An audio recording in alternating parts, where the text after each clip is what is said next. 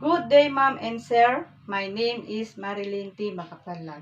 I am 29 years old and I am married with 2 children. My son is 11 years old and my daughter is 5 years old. And I have 2 brothers and 3 sisters. And I am 6 in the family. And I am a high school graduate.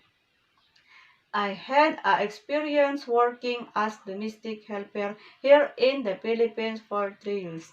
My daily routine inside are general cleaning, washing, and ironing of the clothes, marketing, cooking, and take care of children. I am amenable operating electrical appliances like vacuum, cleaner the floor, polisher, washing machine, microwave, oven, blender, juicer, and rice cooker. I can cook Filipino food like sinigang, adobo, tinola, pinakbet, and many more.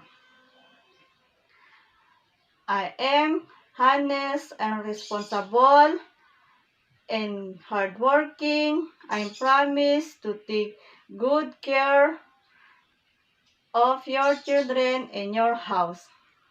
I promise to abide with your rules and regulations and you to finish my 2 years contract. I hope you give me a chance. Thank you. God bless.